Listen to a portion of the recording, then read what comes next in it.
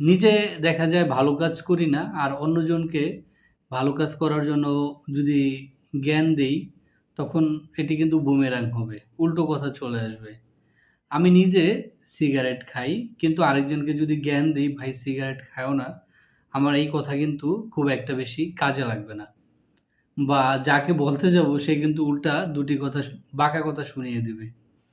তো যাই হোক, মূল আলোচনায় আসি।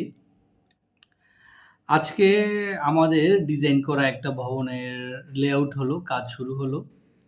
সাইটে যাওয়ার পরে দেখলাম আ প্রায় ৩৫ থেকে ৪০ বছর বয়সী আনুমানিক আ দেখে বুঝতে পেরেছি যে হাসব্যান্ড ওয়াইফ। আমাদের পাশের যেই প্লটটিতে লেআউট হচ্ছে তার পাশেই তাদের ৩ তালা ফাউন্ডেশন দেওয়া একটা ভবন। অলমোস্ট তাদের যেই সীমানা জমির, ঠিক আছে?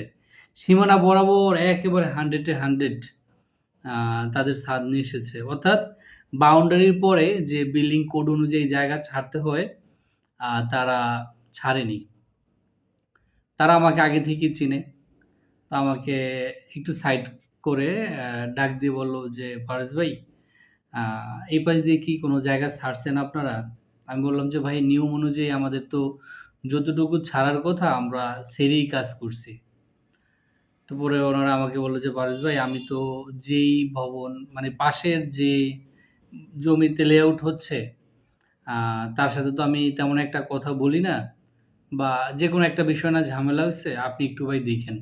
আমাদের বাসাটা অন্ধকার হয়ে যাবে।" তখন আমার তো আ কথা প্রসঙ্গে চলে আসলো যে, "ভাই আমি যে তাকে বুঝাবো বা আপনার হয়ে তাকে যে বলবো, আপনি নিজেই তো ১ ইঞ্চি জায়গাও ছাড়েন নাই।" তখন তারা হাইসা দিছে। কয়, "ভাই আমরা তো আসলে বুঝি নাই।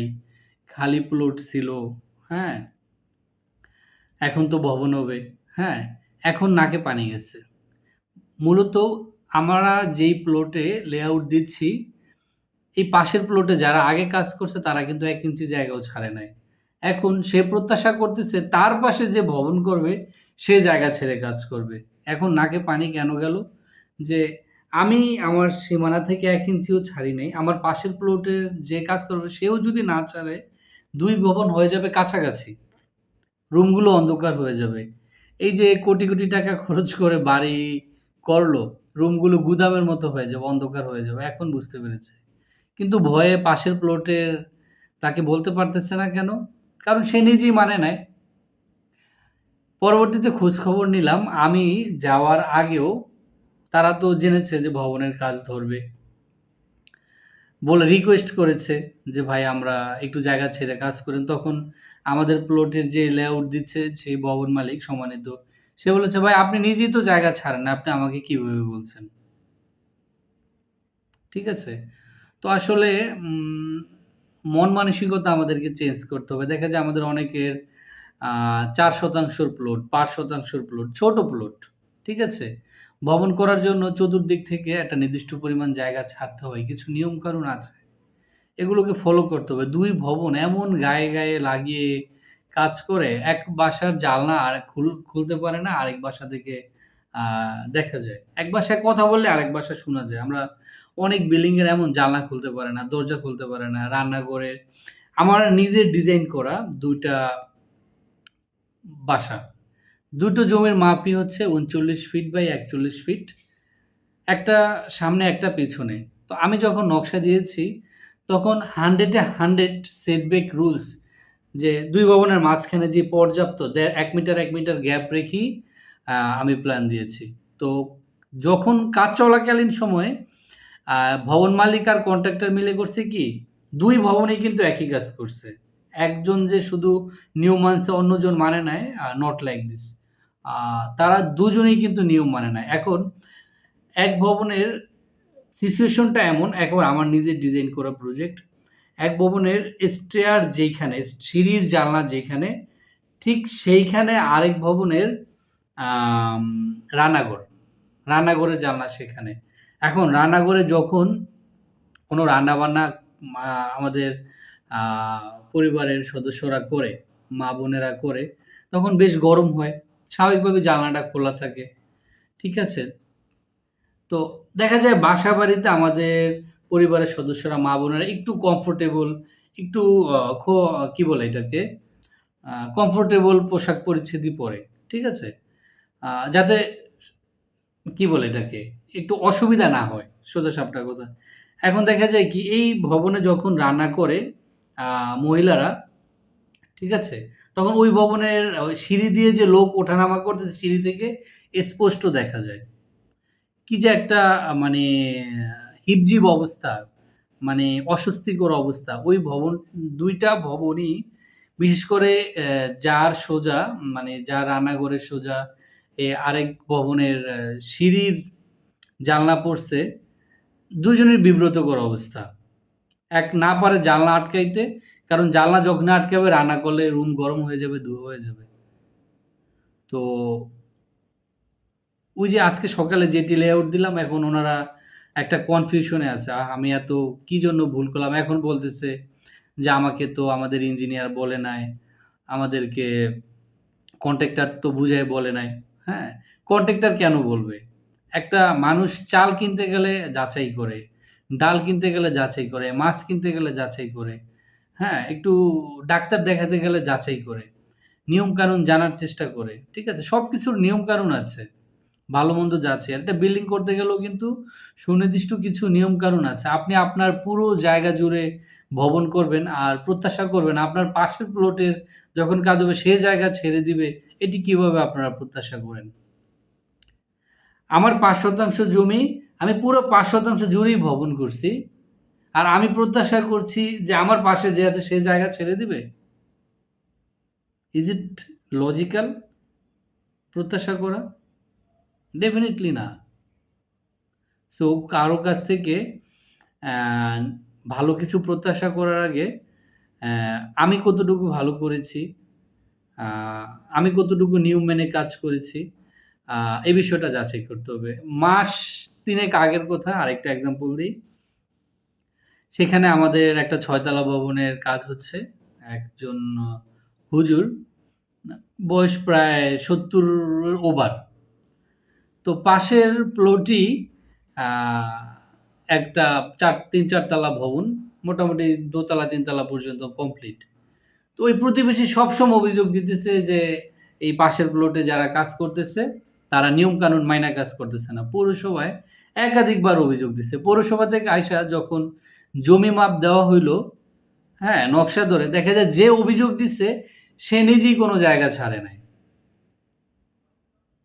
কি একটা মানে অভিযোগ যে দিল, উল্টা তার বিরুদ্ধে চলে গেল। কারণ কি?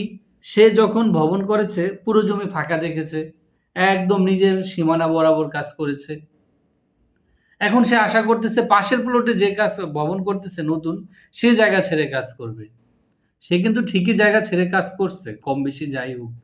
কিন্তু যে অভিযোগ দিয়েছে সে কোনো জায়গা ছাড়ে নাই। তো আমাদের দেশে যারা রাজনীতিবিদ আছেন, পৌরসভার মেয়র আছেন, আ বা যারা চেয়ারম্যান আছেন, এই টাইপের অভিযোগ তাদের কাছে এভেইলেবল যে তারা এসব আইন-কানুন কিন্তু বেশ ভালোভাবেই জানে। তো আমরা মানুষ যদি সচেতন না হই, অনেক বলে যে, "ভাই এত টাকা দিয়ে জমি কিনেছি, হ্যাঁ? জায়গা কেন ছাড়বো?" ভাই জমির দাম বেশি, মানলাম। ঠিক আছে? তো বাংলাদেশের জমির দাম কি সিঙ্গাপুরের চেয়ে বেশি? অস্ট্রেলিয়ার চেয়ে বেশি? দুবাইয়ের চেয়ে বেশি? কানাডার চেয়ে বেশি? মূল বিষয় হচ্ছে কি আমাদের মন মানসিকতা হচ্ছে সবাই না, মন মানসিকতা হচ্ছে ক্রিটিক্যাল। আমরা সহজে কোনো কিছু মানতে চাই না। এই যেই ভবনগুলো অন্ধকার হয়ে গেল তাদের যে কি অস্বস্তি, এটা বলার একজন শেষ পর্যন্ত বিল্ডিং বিক্রিই করে দিচ্ছে। যে আমি ভাই এই বিল্ডিং এ থাকতে পারতেছি না। সে শেষ পর্যন্ত ওই বিল্ডিং বিক্রি করে দিয়ে চলে গেছে। কিচ্ছু করার নেই। তো ভবন করতে গেলে নিয়মকানুন মানতে হয়। একটু খোঁজখবর রাখতে হয়। টাকা থাকলেই যে ভবন হয়ে যাবে, ভবনে একেবারে জমি ৬ শতক, পুরা ৬ শতক জুড়েই ছাদ দিয়ে দিলেন। পরবর্তীতে এই বাসা গুদাম ছাড়া মানে স্টোর ছাড়া আ ব্যবহার হবে না। আরেকটা YouTube এ আমরা একটা ভিডিও আপলোড করেছি।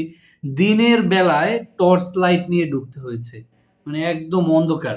দিনের বেলা টর্চ লাইট নিয়ে তারপরে রুমের ভিতরে ঢোকা লাগে, ভাড়া দিতে পারে না। কি জন্য? ২ ভবন একেবারে গায়ে লেগে আছে। কোনো জানলা নেই। জানলা ছিল, জানলা এখন কাজ করে না। ভোলা সদরের অনেক বিল্ডিং, আবাসিক বিল্ডিং বাদ দিলাম। শহরের ভিতরে অনেক মানে বরিশালের দালান থেকে শুরু করলে যদি বাংলা স্কুলের মোড় পর্যন্ত ধরি, হ্যাঁ? এই সিরিয়ালের অনেক মানে এখানে কোনো নিয়ম নীতি ফলো করেই কাজ করা হয় নাই। বৃষ্টি হলে পানি গড়, গড় করে ঢুকে যায়। কারেন্ট চলে গেলে গুদামের মতো হয়ে যায়। আমরা সবাই চিন্তা করি কি যে ছাদ ১ ফিট ২ ফিট বাড়িয়ে দিতে পারলে আমার বিল্ডিং বড় হইল, হ্যাঁ? ভাড়া বেশি পাবো। আসলে বিষয়টি মোটেও তা না। একটা ভবন যদি বসবাসযোগ্য হতে হয়, সুন্দর হতে হয়, আ আশেপাশে জায়গা থাকতে হবে, আলো বাতাস আসতে হবে, হ্যাঁ? অনেকে বলে ভাড়া দিব কোনো রকমে।